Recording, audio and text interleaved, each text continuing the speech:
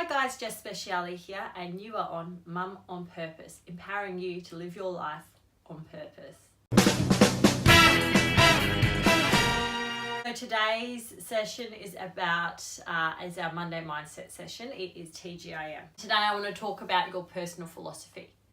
What is a personal philosophy? Basically, our personal philosophy are the things that you say to yourself and the things that you think about yourself. These are the repetitive thoughts or feelings and things that you have going on inside of you. A lot of us have these crazy personal philosophies going on and we don't realize they're ruling our lives. Jim Rohn, who's one of my favorite philosophers and motivational speakers, he said, your personal philosophy is the greatest determining factor in how your life is going to turn out. I believe that your own personal beliefs about yourself is what is determining your future, and it's determining how you're acting. If you believe certain things about yourself, you're going to act in accordance with that way. So some personal philosophies which may be negative, which may be ruling your life right now, could be things like, I'm always late, I'm not good enough, this always happens to me, never going to have enough money, I'm always in this situation, I can never find the perfect guy, or I find the perfect guy and then this happens. These might be some things that you're saying to yourself. You don't even realize it, but they're ruling your life, because if these are the things you truly believe about yourself, you have to act in a way which makes it to come true. So if you believe, I always find the perfect guy and then this happens, there's this thing called selective perception, which is, have you ever bought a red car and all of a sudden, once you start driving this red cars keep popping up for you? You never noticed all the red cars on the road before, but now all of a sudden red cars are everywhere? That's called selective perception. We might have these personal philosophies about ourselves, and then that's all that we're seeing, or that's all that we're attracting. We say, oh gosh, I'm always late, and then we start creating things and opportunities in our lives that make us late. We want to recognize where these negative personal philosophies or this negative self-talk comes from, and we want to identify what exactly it is and what are the things that we say to ourselves. For me, some of the negative self-talk that I used to say to myself all the time is, it doesn't matter, I don't matter, what I want doesn't matter, I'm not good enough, I could never do that.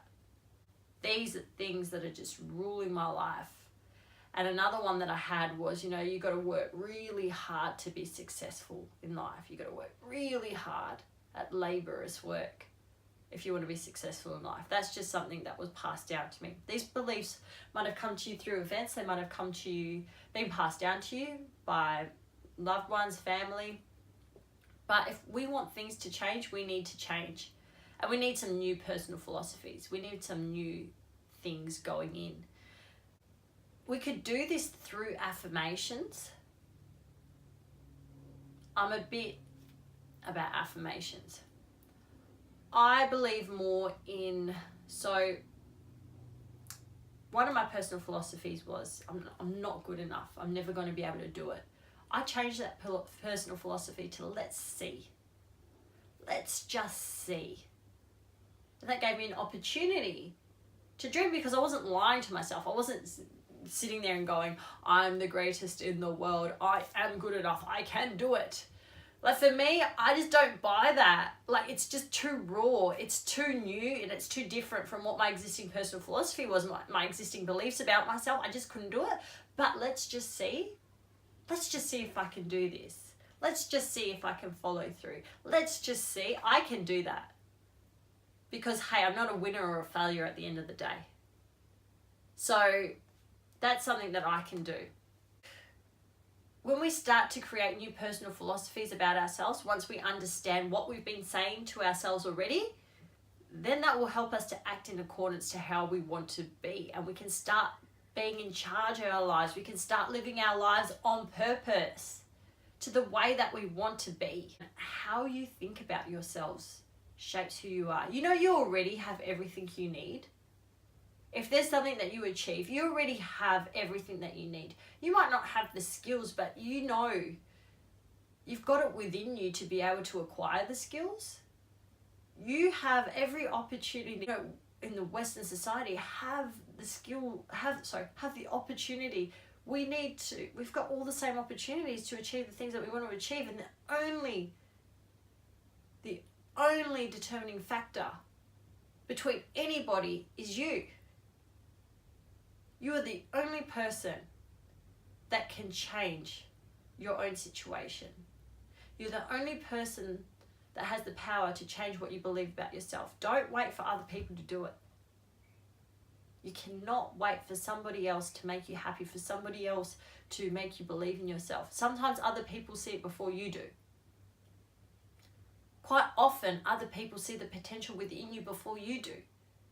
But until you believe it, until you start taking the actions in accordance of that, you're not going to see it for yourself. And if you do see it for yourself and you get that surge of inspiration, act. That's when you want to act. Then when you have that surge of inspiration, somebody sees something in you, you feel inspired, you're like, yeah, maybe I can do it. Act. Cement it. Start putting things in motion. Because what happens is when you start acting, when that inspiration's happening, inspiration and motivation doesn't last. Zig Ziglar says, motivation doesn't last, but neither does bathing. That's why we do it daily, right? When that starts to fizzle out and we start coming back down to reality, guess what? We've taken enough action. We have momentum now. Things have started happening and now we kind of just go with it. If we've done enough at the beginning, then our existing actions can help to pull us through those stages where it's going to get tough or the inspiration's going to waver. As long as we're acting on purpose and we're doing things for us. Because if we're doing things for other people, we're only just going to feel lack and we're only just going to feel overwhelmed. And it's not going to work. So that's an easy way to decide if it's something that you really want for your purpose or if it's something that somebody else wants for you. Because if you start feeling yuck inside and overwhelmed and you don't know if you can do it, hey, it's probably not your goal. It's probably not something that you really want to do if you need to force it, or maybe you're not ready yet and maybe the timing's just off. There's a lot of things that I've been very inspired about, but hey, the time is so wrong. So just trust that the universe knows exactly when the right time is for you, because it may come around later. But you got to trust in you first. The only way you can build trust in you is by following through on the things that you say to yourself and the agreements that you have with yourself. The only way you can make those agreements with yourself is if you have those thoughts about yourself. The only way you're going to have those thoughts about yourself is if you change some of the thoughts that you may already have now. So my challenge to you this week, have some great thoughts about yourself. Write down some limiting beliefs. Write down some things that you say to yourself that aren't so nice. Catch yourself when you're saying these not so nice things to yourself. Is this a common theme for you? Is it something that you say to yourself all of the time?